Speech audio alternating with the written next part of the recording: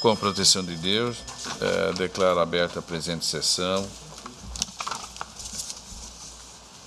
Cumprimento os pares do Tribunal Pleno, o digno Procurador Regional Eleitoral, o douto advogado aqui presente, servidores da Casa. Indago aos membros se há algum apontamento a ser feito a ata da sessão plenária 8.526, que foi encaminhada já a todos os senhores. Se não houver, proclamo aprovado. Em razão da ausência justificada do membro deste pleno, Dr. Rabaneira dos Santos, continuam adiados para a sessão seguinte os processos de número 50.227, que é o 2.1, o 26.635, que é 2.2, e o 1.414.47.6, que é o 2.3 da pauta. Ainda comunico o adiamento do processo 86.960, em razão também da ausência justificada do relator, Dr. Marcos Faleiros.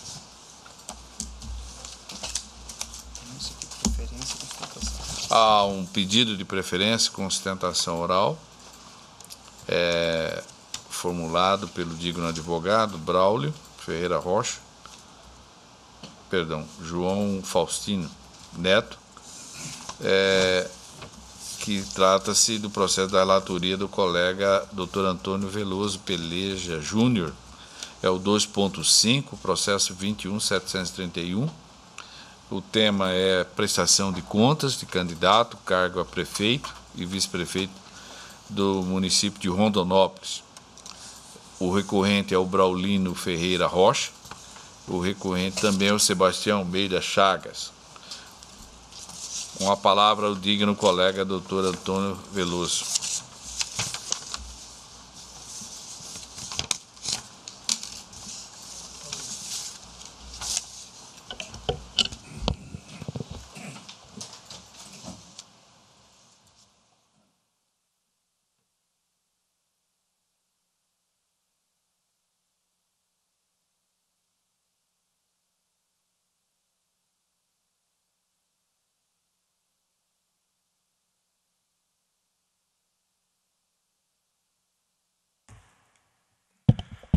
Processo 217-31/2016. Recorrentes Braulino Ferreira Rocha, Sebastião Almeida Chagas.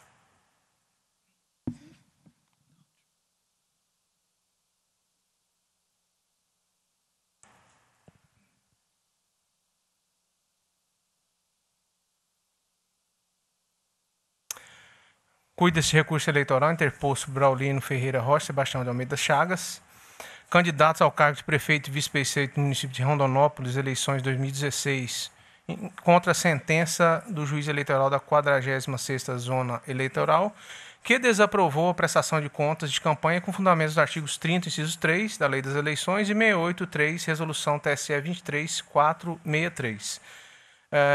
O motivo foi recebimento de recursos de origem não identificada, no que concerne as doações, no valor de R$ 2.000 e R$ 1.250, contrariando o disposto na resolução citada, artigo 18, parágrafo 1º, que determina o patamar máximo de doações em valor superior de R$ 1.064,10 sejam realizadas por meio de transferência bancária. Junto com o recurso, protocolizam uma página de extrato bancário de folhas 2003. Os candidatos apresentaram prestação de contas às folhas 23/128, emitiu-se um relatório preliminar apontando como irregularidade o recebimento de recurso de origem não identificada quanto às citadas doações, o que vai em confronto com o artigo 18, parágrafo 1º da Resolução 23.463/2015 TSE. O parecer técnico conclusivo ratificou a irregularidade mencionada no relatório preliminar, Novamente, os candidatos intimados quedaram-se silentes pela segunda vez. Atravessaram a petição de folhas 167, acompanhados dos documentos de folha 168/187, e ato contínuo proferiu-se a sentença de folhas 188 a 189.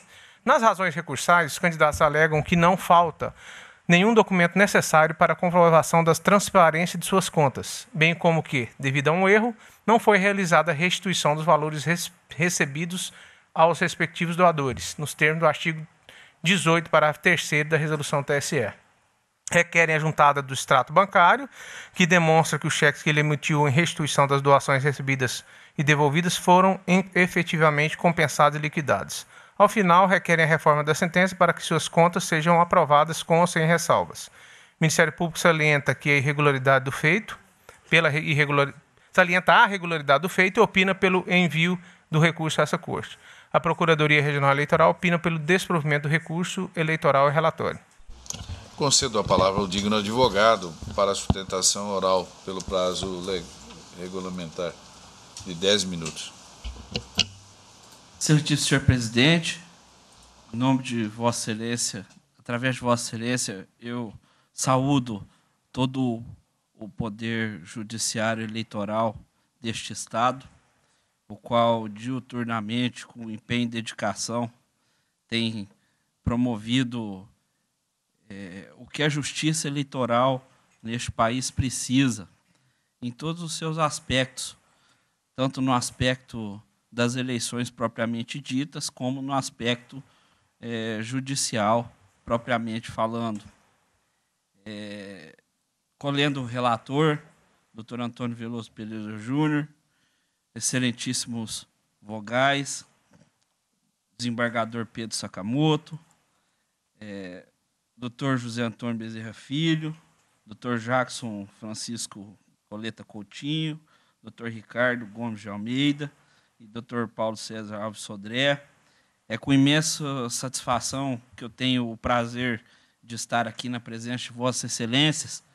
Eu que venho lá de Pedra Preta e não sou muito assíduo neste sodalício, recebam os meus votos de estima e consideração pela composição deste egrégio tribunal e com a consciência da advocacia de que Vossas Excelências têm se empenhado na distribuição de justiça aos casos conforme lhes é exigido, e Vossa Excelência tem feito isso de maneira maravilhosa. Recebam, pois, nossa saudação.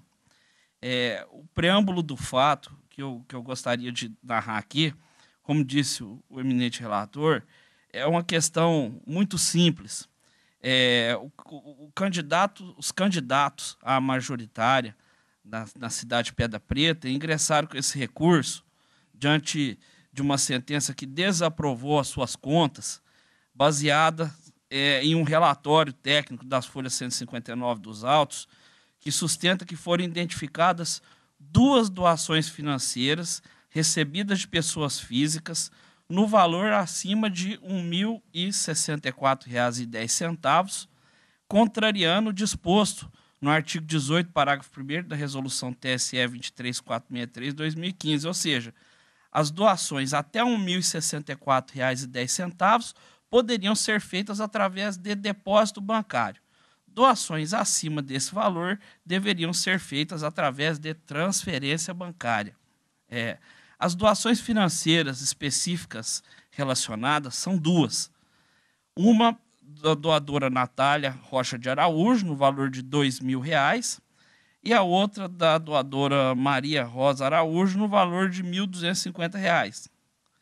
Os valores doados por essas doadoras ultrapassam, respectivamente, a quantia de R$ 935,90 e a quantia de R$ 185,90, acima do valor máximo permitido para a doação feita mediante depósito bancário. Por isso, a sentença de piso entendeu que as contas deveriam ser reprovadas. O fato embasador da irresignação da defesa nesse recurso é que nós discordamos piamente quando o juiz de primeiro grau, que tem todo o nosso respeito, estima e consideração, ele afirma na sentença que, em verbis, a manifestação e documentos juntados pelo candidato nos autos não foram suficientemente aptos para sanar as incongruências apontadas, o que, de fato, inequivocamente, compromete a regular aprovação das contas apresentadas para a Justiça Eleitoral. A nossa resignação é porque, nesse caso aqui, que diz respeito à doação, a doação ingressou na conta bancária da campanha, cujo extrato está anexado nos autos, e bastava esse documento para que os candidatos pudessem fazer a sua defesa, uma vez que é o documento natural que eles dispunham. Ainda assim, para tentar trazer o máximo de transparência possível aos fatos, o candidato anexou nas folhas 176 e 183 dos autos as declarações com justificativas das doadoras, seus documentos, cópia dos cheques que receberam relativamente à restituição do excesso da doação. Posteriormente, buscando o máximo de transparência, também juntou, a título de documento novo, o extrato bancário que mostra que os cheques relativamente à devolução do excesso da doação foram efetivamente compensados, né? Portanto, ele entende que, ainda que extemporaneamente, ele acabou cumprindo o que diz o parágrafo 3º do artigo 18 da resolução, que diz que quando houver esse tipo de caso, ele diz, parágrafo 3º, as doações financeiras recebidas em desacordo com esse artigo, ou seja, acima de R$ 1.064,10, sem ser por transferência eletrônica, não podem ser utilizadas e devem, na hipótese de identificação do doador, ser a ele restituídas, ou, na impossibilidade, recolhidas ao Tesouro Nacional na forma prevista no caput do artigo 26. Em verdade, essas doações ocorreram. E, em verdade, embora elas tenham sido acima do valor de R$ 1.064,10, elas não foram por transferência eletrônica, elas foram por depósito bancário, né? E o candidato, em nenhum momento, negou que houveram essas duas doações que juntas representam uma diferença no valor de R$ 1.121,80. No entanto, o candidato sempre foi transparente na sua prestação de contas, inclusive em relação a essas doações, né? Ele não agiu com dolo ou má-fé, a partir do momento que a doação parte de terceira pessoa, ou seja, não é o candidato quem controla ou comanda este ato de fazer a doação. Então, essas doadoras fizeram a doação na forma errada, por ter feito através de depósito bancário, ao invés de ter feito através de transferência bancária, né?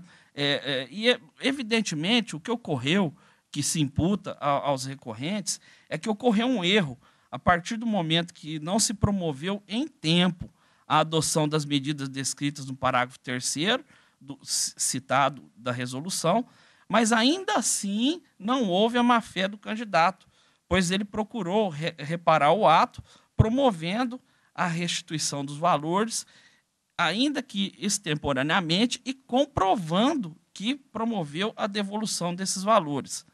Se nos aprofundarmos no disposto no parágrafo 3º deste artigo, vê-se que o que ele determina no caso vertente é a devolução do valor recebido. Essa seria uma consequência natural da sentença, ou seja, determinar a devolução deste valor. No entanto, a sentença de piso ela nem se atentou para este fato, né? E o candidato ele não teve nenhum interesse em burlar a lei e ele não teve nenhum benefício, porque, afinal de contas, um candidato, a majoritária, com todo o empenho e dedicação que se deve ter numa campanha, ele se beneficiaria, faria tudo isso para se beneficiar de um valor excedido de apenas R$ 1.121,80 a título de doação? Eu acho que não. E sob o prisma geral da prestação de contas, o que nós podemos observar é o seguinte: O valor excedido na doação não tem nenhuma comparação significativa com o valor que se gastou na campanha. E o que mais importa, o que é mais importante, acima de tudo que entrou de valores na campanha e tudo que foi gasto, restou efetivamente e detalhadamente comprovado. Portanto, ainda que extemporaneamente o candidato tenha promovido a devolução desse valor pela forma incorreta da doação, de qualquer forma, a Justiça Eleitoral ela pôde cumprir o seu papel fiscalizador das contas e verificar que não houve a existência de nenhum crime ou nenhum fato que pudesse efetivamente ocasionar algum dano ao pleito eleitoral. Não há a menor possibilidade ou discussão, nem se discutiu nesses autos, nada que se dissesse respeito a, por exemplo, Caixa 2, a, por exemplo, doação irregular de pessoas jurídicas, enfim. O que se está discutindo aqui é um erro meramente formal que houve aqui nessas contas. Portanto, nós entendemos que as contas deveriam ter sido aprovadas com base... Só posso concluir, Excelência? Só vou finalizar. Com base em precedentes desse mesmo sodalício, que diz que, quando há falhas apontadas pelo órgão técnico, não compromete o modo definitivo e a regularidade das contas, impõe-se aprovação com ressalvas. E com precedentes também da Corte Superior Eleitoral, todos citados no recurso, que tratam do princípio da razoabilidade, que pode ser aplicado nesse caso, uma vez que não houve dolo ou má-fé, falta potencialidade lesiva para o ato de promover qualquer diferença no resultado de pleito, a prestação de contas veio provida de todos os elementos necessários para que pudesse ser analisado e constatada sua irregularidade, e a falha em questão não compromete a regularização da conta. Portanto, rapidamente, nós pedimos esse sodalício que reforme a sentença para aprovar as contas com ressalva. É o que requeremos. Agradeço, Excelência. Agradeço a intervenção do digno advogado. Como manifesta a douta Procuradoria Regional Eleitoral? Ratifico o parecer, Excelência, pelo desprovimento do recurso. Ratificado o parecer, relator para o voto. Só de início, para ressaltar, a sentença é da 46ª Zona Eleitoral, sediada em Rondonópolis, mas os fatos se deram na comarca de Pedra Preta. Pois bem, voto mérito, a sentença julgou as contas desaprovadas em virtude do recebimento de recursos de origem não identificada, no que se referem às doações de R$ 2.000 e R$ 1.250. Situação que contraria o artigo 18, parágrafo 1º da Resolução 23463/2015 TSE, segundo a qual as doações em valor superior a R$ 1.064,10 devem ser realizadas por meio de transferência bancária. Na nota de rodapé número 1 aí consta a qualificação dos recursos de origem não identificada de acordo com a resolução. As doações foram recebidas de Natália Rocha de Araújo, mediante dois depósitos em espécie de R$ 1.000 cada, e Maria Rosa Araújo, mediante um depósito de R$ 1.000 e outro de R$ 250, conforme localizado nas folhas anotadas.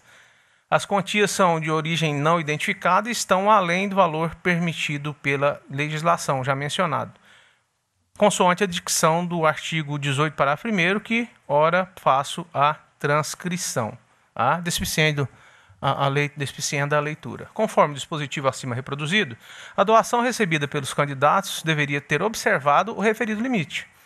Os candidatos fizeram anexar o extrato bancário às folhas 203, juntamente com o recurso.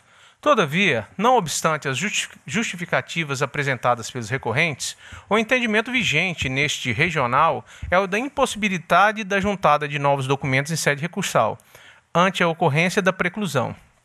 Com efeito, os documentos devem ser juntados na fase instrutória, na fase de diligências, conforme a previsão do artigo 64, parágrafo 1º, Resolução 23463 de 2015. Excepcionalmente, esta Corte tem admitido a juntada de novos documentos em sede recursal, quando há o objetivo de esclarecer ou ratificar informações já constantes dos autos. Contudo, não é o caso, porque os candidatos tiveram duas oportunidades para sanar as irregularidades apontadas no relatório preliminar para a expedição de diligências e no parecer técnico conclusivo. Todavia, permaneceram-se inertes. Assim, o documento acostado nos autos não serve validamente ao escopo colimado, em face da irregularidade formal. Entretanto, mesmo se o fosse, mesmo se assim fosse, quanto ao aspecto material, melhor sorte não teria, consoante se demonstrará.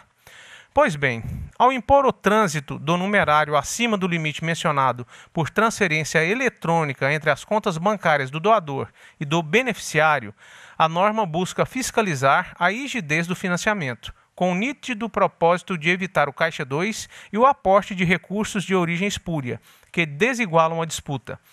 O controle realizado pela prestação de contas confere mais transparência e legitimidade às eleições e é essencial para a regularidade das contas, que os valores transitem consoante o explicitado pela norma. O recorrente alega a inexistência de dolo ou má-fé em sua conduta que descumpriu a norma. Não se trata disso. Essa alegação não influi na regularidade das contas. Está-se na seara do ilícito civil eleitoral, que se caracteriza mesmo se ausentes dolo ou má-fé. O direito eleitoral impõe determinadas condutas para que elas sejam cumpridas e evitem males maiores à democracia. A prestação de contas tem a finalidade de verificar irregularidades. Consoante doutrinador que eu citei, José Jairo Gomes, é claro que ninguém em sã consciência declarará na prestação de contas o uso de recursos emanados de fontes vedadas, ou exporá o uso abusivo de recursos, mas sendo a prestação de contas o instrumento contábil oficial em que as receitas e despesas devem ser lançadas, permite que se faça o contraste entre o declarado e a realidade da campanha. Essa é a importância da declaração formalmente válida, pois, do contrário, a irregularidade pode esconder abusos maiores de poder econômico. Não se pode argumentar validamente que é quantia ínfima o que sobejou ao portamar disposto no artigo 18, parágrafo 1º da resolução, com fulcro na realidade ou na proporcionalidade. Por uma série de fatores.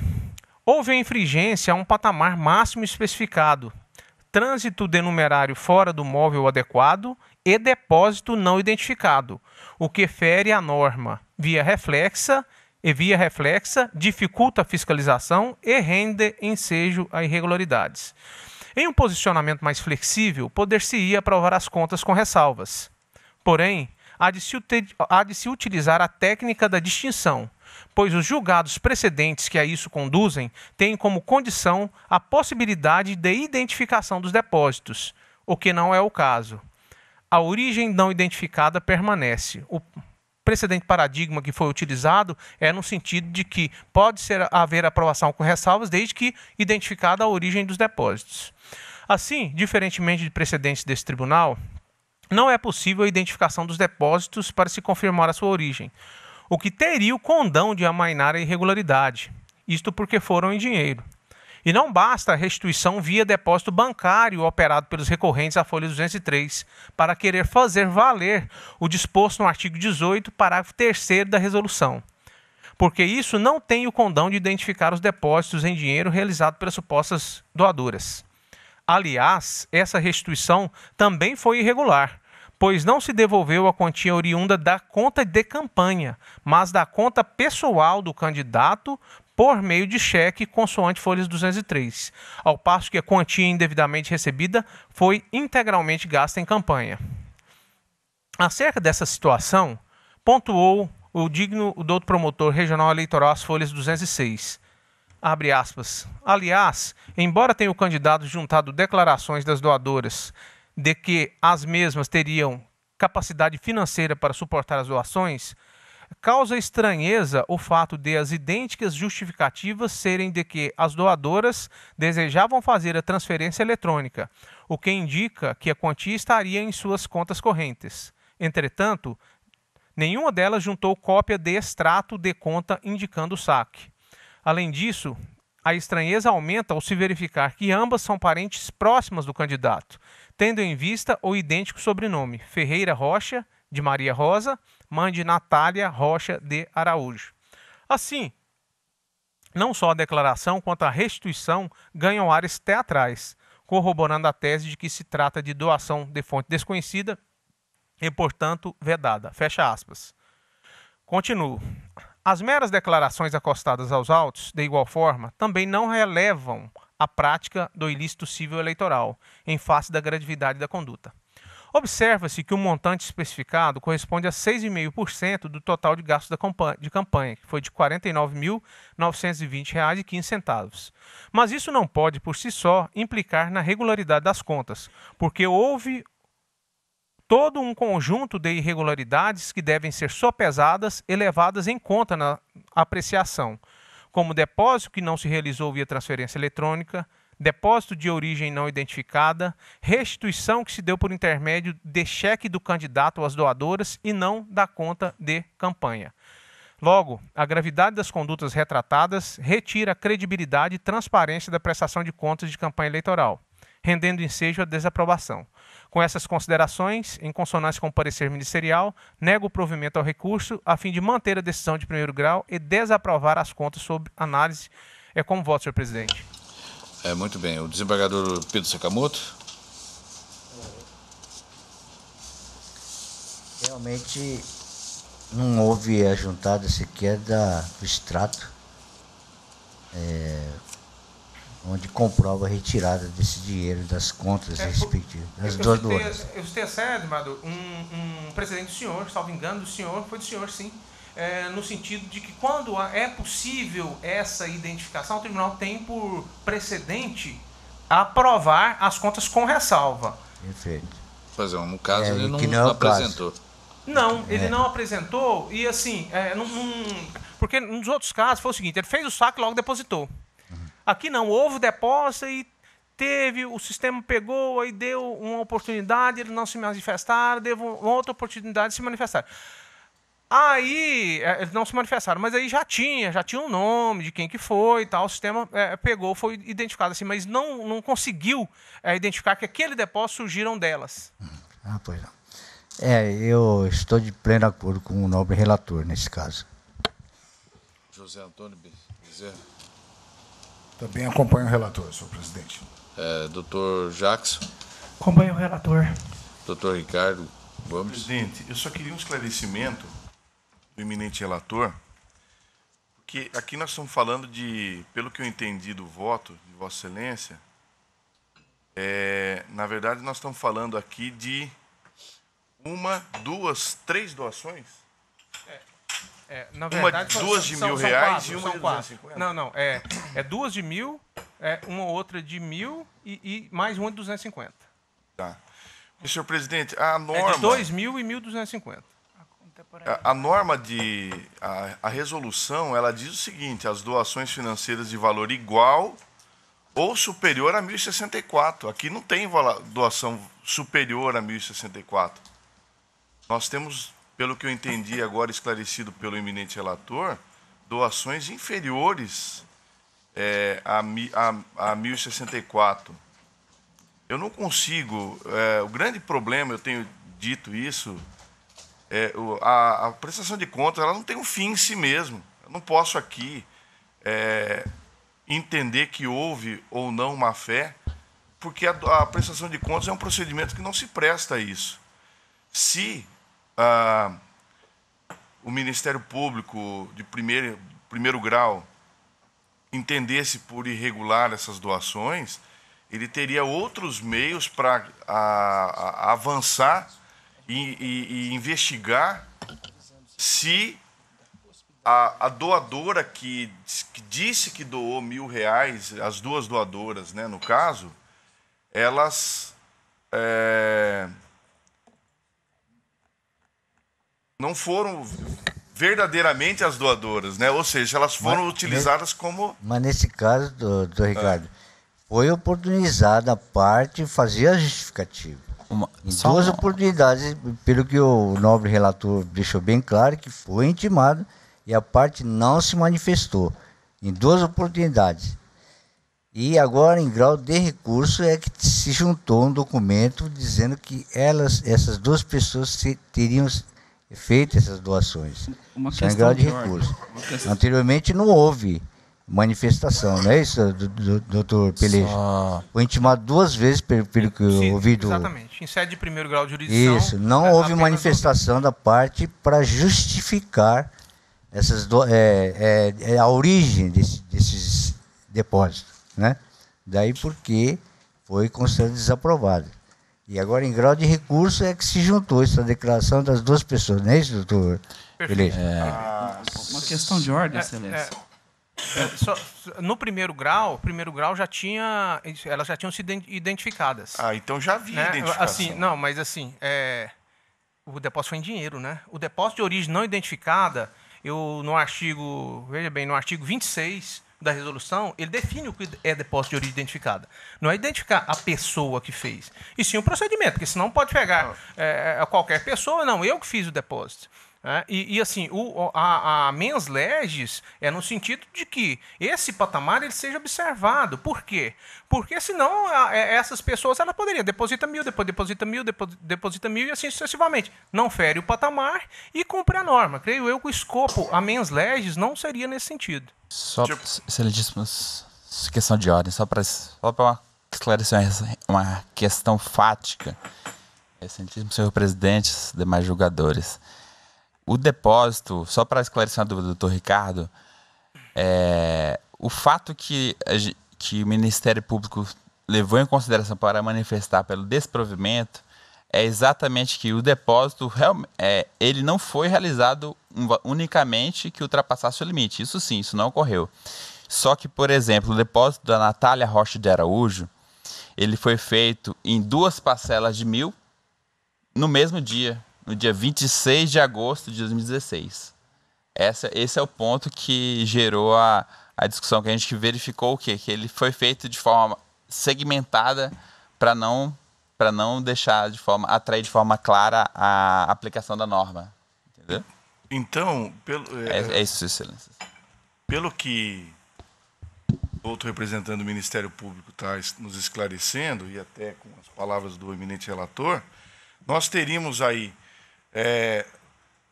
os valores inferiores a 1.064 não tem irregularidade nenhuma. Por quê? Porque a lei permite que alguém chegue com um valor inferior a 1.064 e deposite, ainda que em dinheiro, na boca do caixa, desde que ele se identifique. Aliás, não sei se eu estou errado, mas me parece que conta de campanha nem aceita depósito que não seja mediante identificação. Salvo engano. Mas aí ocorreu a identificação dos valores inferiores. A dúvida seria em relação aos 2 depósitos de R$1.000, se eles poderiam ser considerados uma espécie de fraude ao limite, né? Senhor presidente, pedindo todas as vênias ao eminente relator, com os esclarecimentos oferecidos não só pelo relator, como pelo Ministério Público, eu vou aprovar com ressalvas a presente contas, porque, na verdade, nós estaríamos uma irregularidade de pouco mais de um único depósito no valor de R$1.000, e que me parece que não tem o condão de macular a integralidade das contas, né? E eu não posso, como já dito no procedimento de prestação de contas, presumir a má-fé, né? De modo que, acompanhando já precedentes, mantendo até a minha coerência em relação a outros casos que eu tenho votado aqui na Corte, eu vou pedir vênia ao eminente relator, mas eu vou aprovar com ressalvas a presente contabilidade, senhor presidente. Como voto. Excelência, eu queria esclarecer uma questão de ordem. Se for de fato. De fato. Primeiramente, questão da juntada de documentos, de fato, o recorrente, em primeira instância, representado pela patrona anterior, ele foi intimado 2 vezes para apresentar os documentos. Ela não apresentou, mas em tempo, naquele momento, assumindo o patrocínio antes da sentença, nós juntamos nos autos a documentação acrescentando ao recibo eleitoral que já havia sido emitido pelas doadoras, as declarações que elas firmaram, dizendo que fizeram as doações, que fizeram elas no caixa do banco que não tinham conhecimento de que deveriam fazer de uma forma diferente. Aí até entra a falha até da instituição financeira, que deve seguir as regras, como Vossa Excelência falou, ser impossível fazer uma doação que não seja identificada. Então, se chegou lá no banco e fez uma doação e não identificou ela, o procedimento para isso, o doador não conhece esse sistema.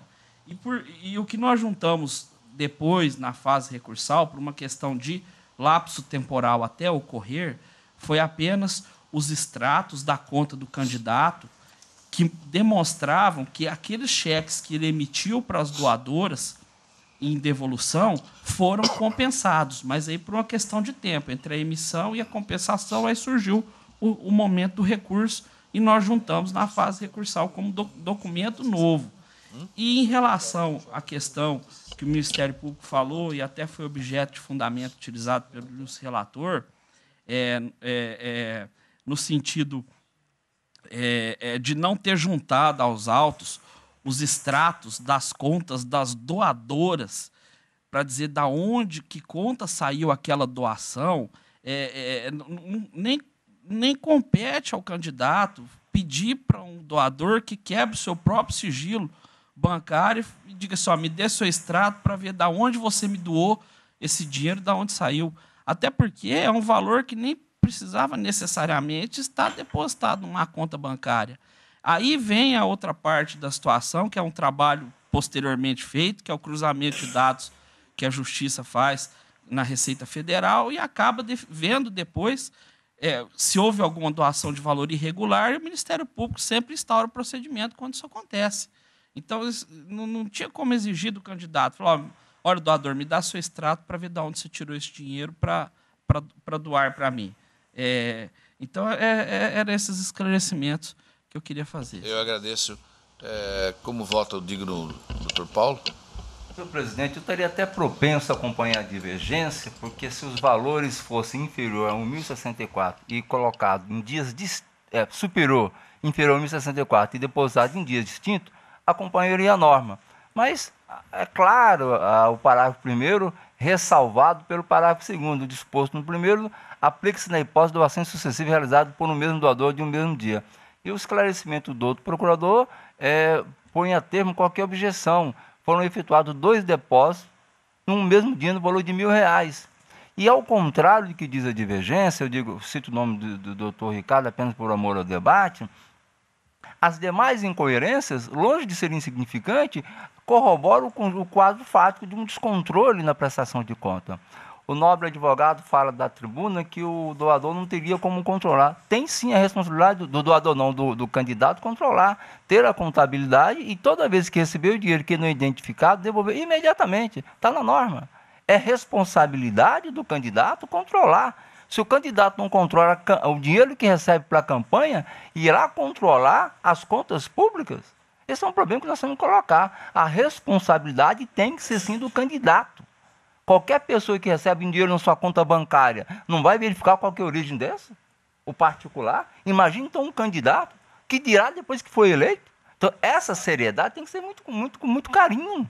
Nós temos que verificar aqui. A prestação de contas tem que ser um objetivo em si mesmo. Ver o zelo, a responsabilidade e afastar qualquer dúvida, qualquer mácula. Portanto, nesse ponto não tem a menor dúvida em acompanhar o bem fundamentado voto do relator. É como voto, senhor presidente. Só para deixar claro, eu não estou de forma alguma, que pelo que eu entendi, conforme assentado no voto do relator, até valor inferior a R$1.000 tem que ser mediante transferência bancária. Não é isso que a norma diz. Não, por isso que eu disse, se fosse todo inferior, eu acompanharia Vossa Excelência. Claro, aí restou uma única irregularidade, que é esse depósito, 2 depósitos feitos, pelo que eu entendi, pela mesma pessoa, no mesmo dia. Mas depósitos esses identificados. Então, a finalidade da norma ela foi cumprida, que é a identificação dos depósitos.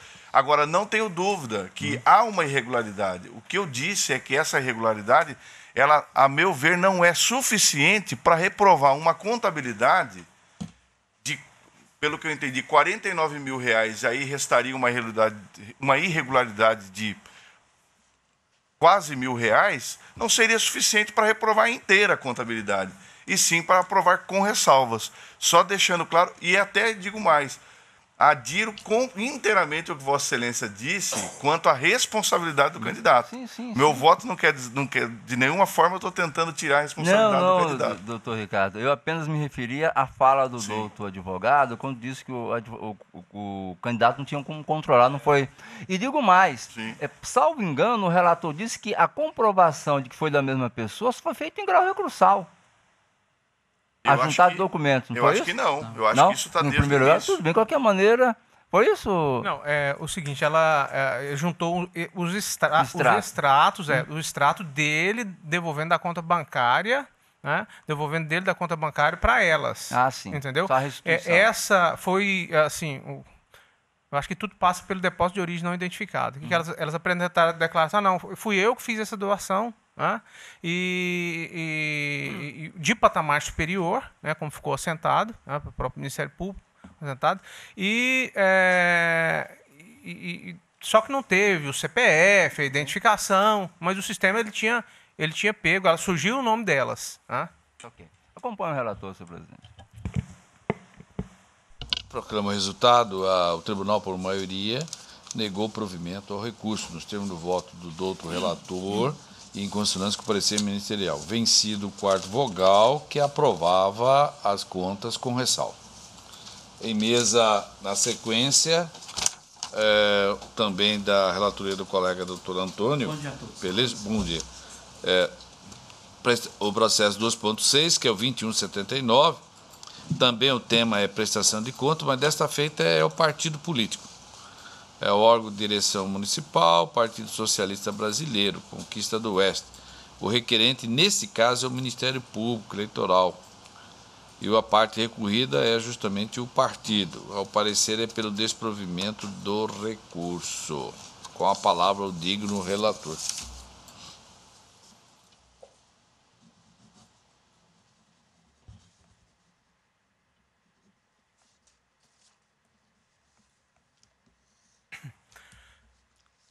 Cuida-se de recurso eleitoral interposto pelo Ministério Público Eleitoral em face de sentença proferida pelo juiz eleitoral da 61ª Zona, que aprovou as contas do Diretório Municipal do Partido Socialista Brasileiro, PSB, em Conquista do Oeste, referentes ao exercício 2016.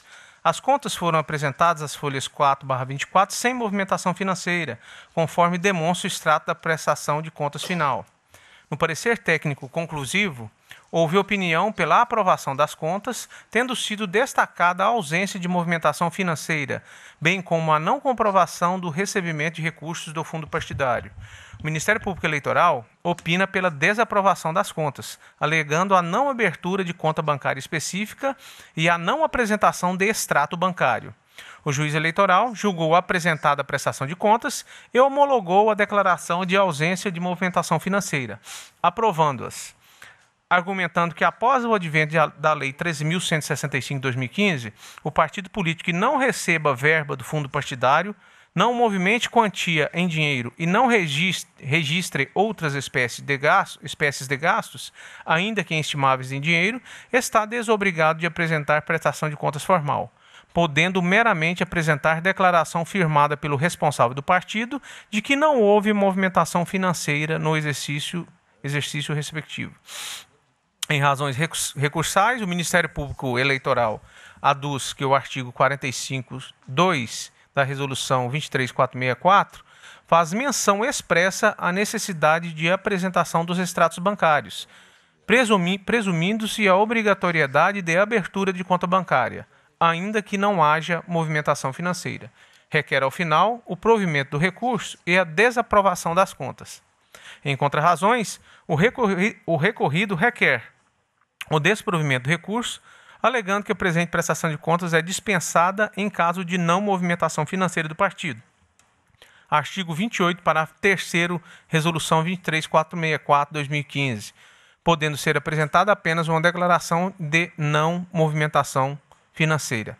A Procuradoria Regional Eleitoral manifesta-se pelo desprovimento do recurso.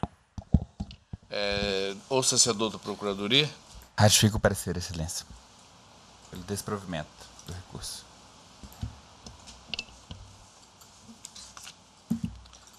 Relator para o voto. Vamos lá, então.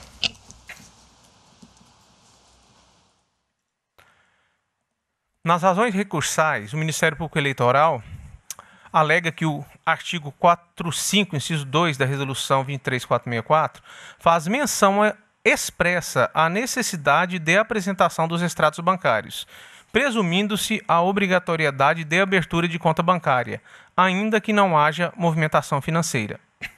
Tratando-se de prestação de contas relativa ao exercício financeiro de 2016, as regras aplicáveis são as da Resolução 23464 de 2015, que determina aos partidos políticos a obrigatoriedade da apresentação de prestação de contas, não obstante a inexistência de recebimento de recursos financeiros ou estimáveis em dinheiro, nos termos do artigo 28, parágrafo 2º, a saber: prestação de contas é obrigatória mesmo que não haja o recebimento de recursos financeiros ou estimáveis em dinheiro, devendo o partido apresentar sua posição patrimonial e financeira apurada no exercício. Fecha aspas.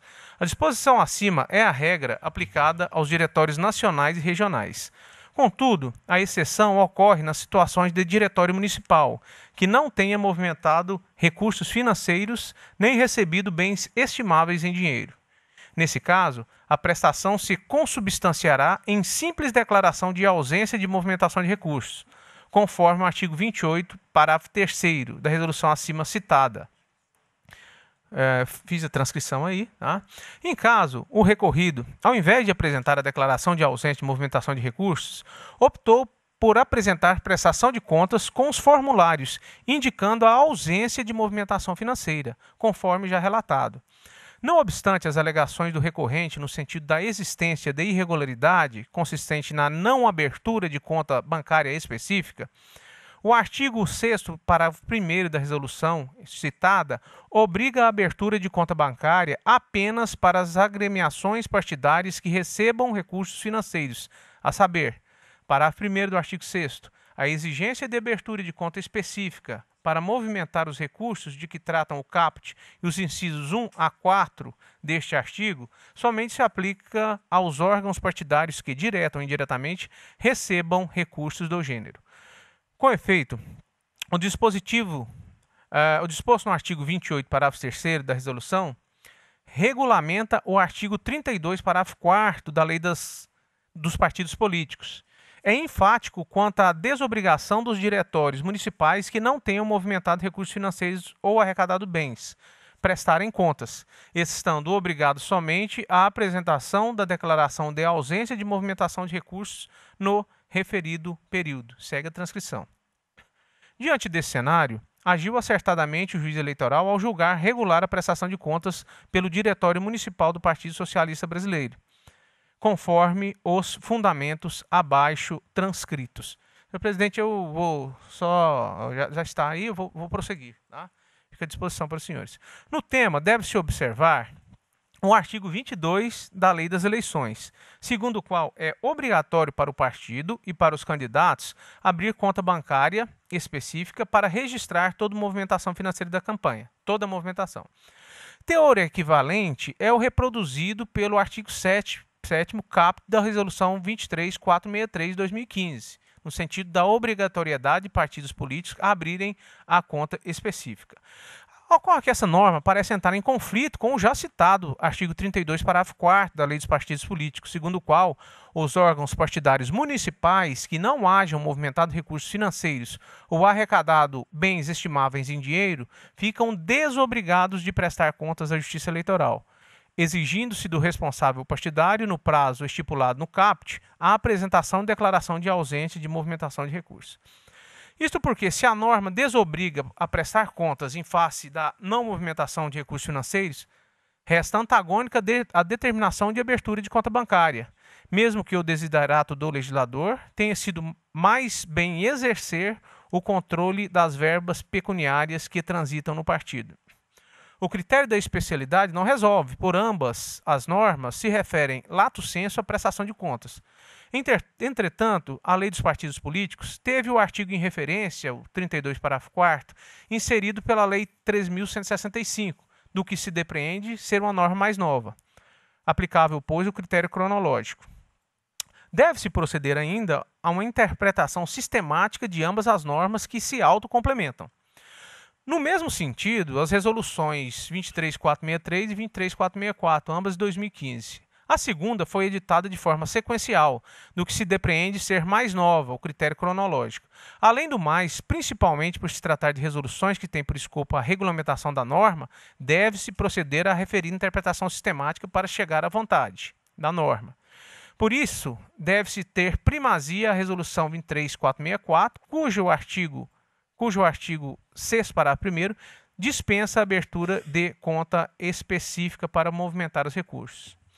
A interpretação decorrente, agora o Ministério Público, em primeiro grau, no recurso, ele arguiu esse 45, inciso 2 da resolução TSE 23464, no sentido da existência de obrigatoriedade de apresentação de extratos bancários nos casos de apresentação da declaração de ausência de movimentação de recursos. Essa interpretação não é mais correta, porque o legislador desobrigou o diretório municipal desse dever, e exige apenas declaração de ausência. Assim, por expressa dicção legal, não faz sentido falar-se em dever de apresentação de extratos bancários juntamente com a aludida reclamação. Não obstante isso, registra-se ainda que o artigo 44.2 faz referência à forma contida no artigo 6º, parágrafo 3º da resolução TSE 23464, que em análise sistemática, o parágrafo 2º do mesmo artigo 6º, conferem a melhor interpretação para o presente caso.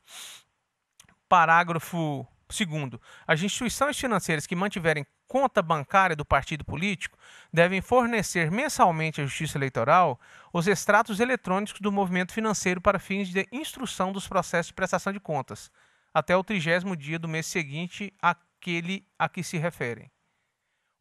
Parágrafo 3º. Os extratos eletrônicos devem ser padronizados e fornecidos conforme normas específicas do Banco Central e devem compreender o registro de toda a movimentação financeira com a identificação da contraparte.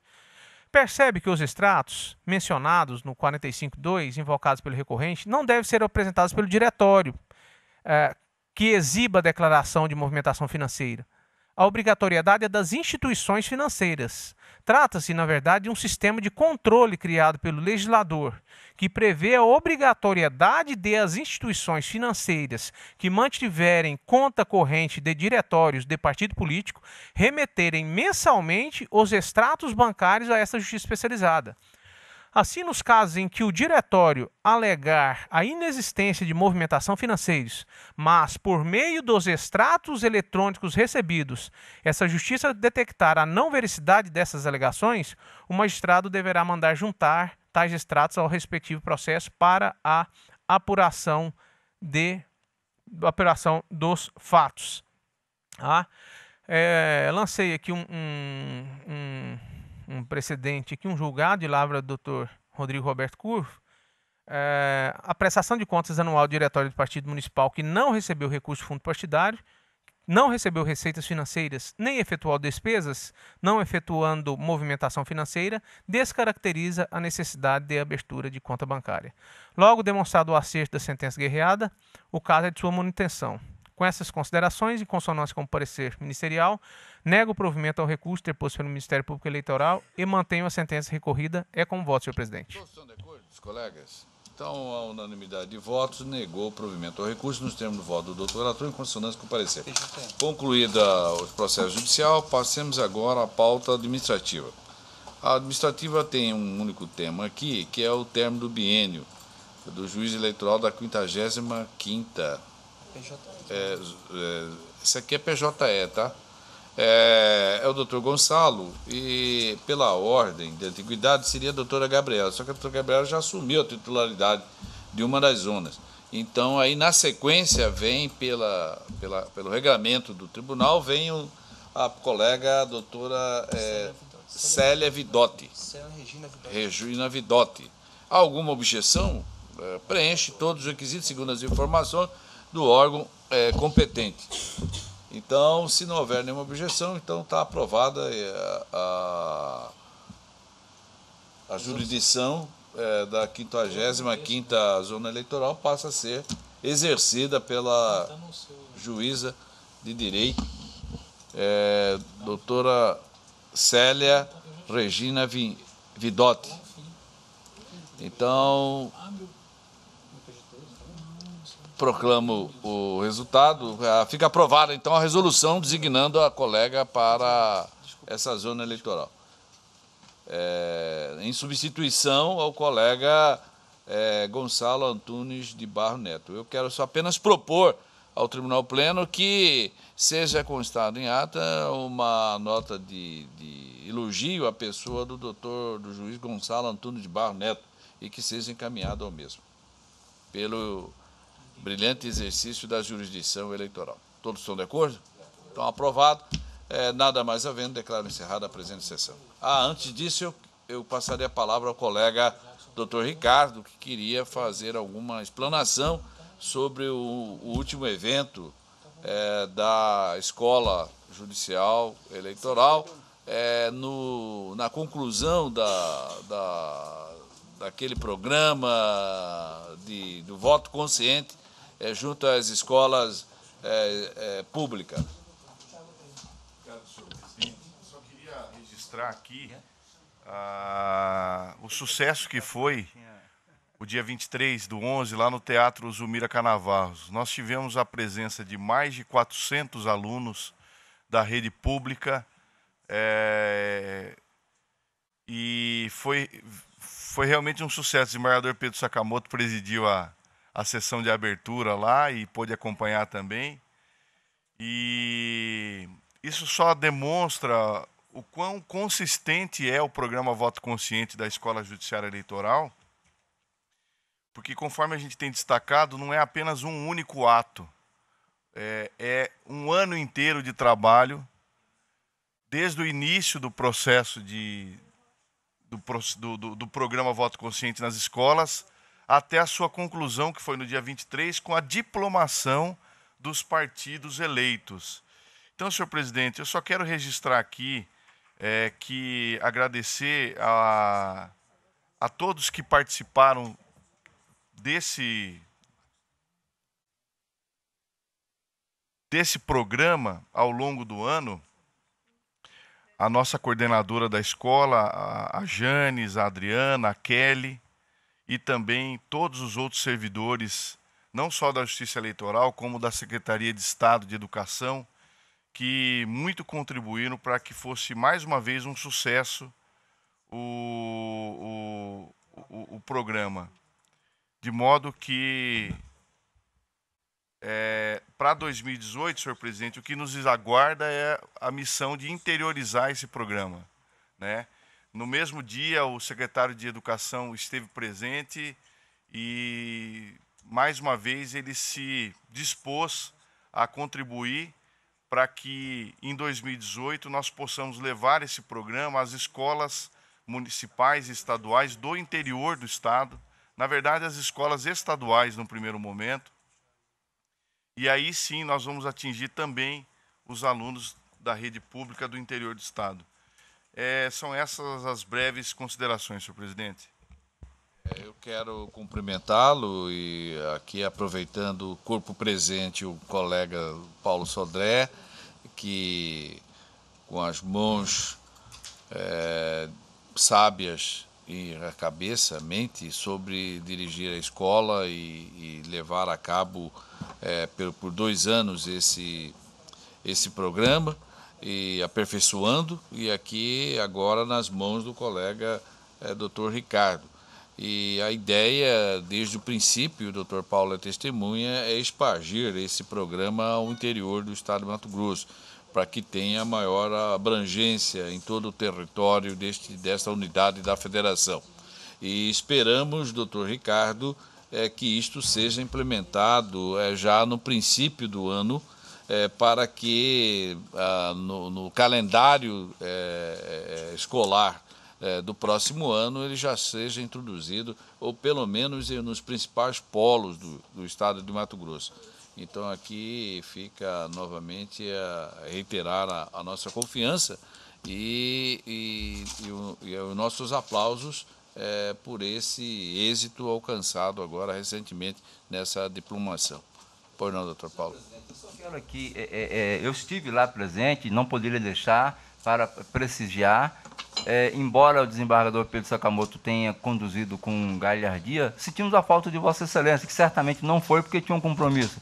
Eu me lembro que Vossa Excelência que propôs que fosse reunido muito mais alunos, foram 400 alunos. Aquele teatro, de fato, é muito bom e faz jus ao evento, à qualidade. A única coisa que eu vou reclamar aqui, me permita fazer, é que o doutor Ricardo, chamado a dançar rasqueado, ele não dançou, mas o Nilson sim. O Nilson fez a ponto de a professora dizer, esse homem dança muito, né?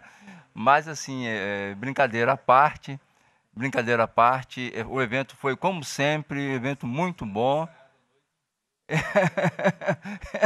Doutor Ricardo está de parabéns, estenda meus parabéns a toda a sua equipe e certamente, sob a tua condução à presidência do desembargador, esse projeto vai ser muito mais aprimorado com interiorização. Eu fiquei novamente entusiasmado, não tem como se entusiasmar indo lá, e fiquei feliz, muito feliz, saí no apagar das luzes ali do evento e assim saí lá com as energias revigoradas. Parabéns, senhor presidente. Doutor Ricardo, por favor, então eu sei que o senhor está se empenhando, mas vamos aumentar aí o grau de potência, né? Para ser implementado esse projeto do interior, principalmente no próximo ano, que é um ano de eleição, e que precisamos despertar essa consciência, essa ideia da cidadania, né? De servir ao próximo, servir à sociedade. E começa, obviamente, pela porta de entrada, né, do conhecimento, que é a escola, né? E principalmente essa juventude que precisa ser sacudida, né? Ela precisa se convencer de que as soluções estão nas mãos de cada um, né? Não é de uma determinada agremiação, como sempre digo, né? Então eu acho que um dos caminhos é esse projeto que deu certo, né, que até contemplou este tribunal com um prêmio nacional, né, e precisamos então só espargir. E seria interessante isso para o ano, porque a ideia da audiência pública da cidadania, que vai se realizar intensamente ano que vem, inclusive já faz parte de uma das metas do CNJ, né? Então, esse tribunal tem condições também de cumpri-la logo no primeiro semestre, né? Que com isto possa dedicar mais a um segundo semestre, que é o calendário do pleito de 2018. Senhor presidente, o senhor me permite. Eu, quando juiz também em Barra do Garça, nós fizemos juntamente com o funcionário daqui, doutor Marcelo Rubles, essa mesma divulgação do voto consciente e limpo. Não só, Ricardo, nas escolas, mas principalmente nas universidades, conclamando os juízes eleitorais de cada zona eleitoral a fazer esse tipo de ação. Eu acho que o objetivo é bem grande, dignifica, traz frutos extremamente positivos ao TRE e principalmente à comunidade local, quando se tem esse engajamento do voto limpo, consciente, voltado à transparência e à seriedade que é a condução. Eu acho que isso tem que ser, não só nas escolas, Ricardo, mas principalmente nas universidades federais e particulares que têm nos rincões deste Estado. Acho que fica uma ideia interessante. Senhor presidente, eu me coloco à disposição para ajudar o doutor Ricardo aí nesse caminho que a gente vai percorrer para o interior. Se precisar da minha ajuda, estou à disposição, doutor Ricardo. Eu vou também aqui conclamar a todos, né? Eu não vou falar todas porque está ausente a nossa representante feminina, a audiência pública da cidadania. Nós precisamos intensificar, nós teremos um calendário apertado ano que vem, com 2 audiências. Então, quando eu não puder, o desembargador Pedro vai, entende? Os outros membros também, o doutor Rabaneiro já esteve presente, a doutora Vanessa também já esteve presente, e os outros membros não tiveram ainda presente. Mas tem certeza que o farão no próximo ano. Mas aí que realmente vamos implementar essa ideia do voto consciente no interior, né, para que todos os cantos, o espaço do território do estado de Mato Grosso tenha a oportunidade também de viver, né, de vivenciar esse projeto que é importante, né, para a vida da democracia e principalmente da cidadania. Meu muito obrigado a todos e espero também que, junto a isso, os senhores entrem matriculem-se também numa escola de dança e que não sejam pegos, né, de surpresa, né, e que de uma situação, às vezes, até constrangedora, como foi o doutor Ricardo, né, que teve que recusar um honroso convite, né, para brilhar no palco do teatro, né, Zumira Canavarros.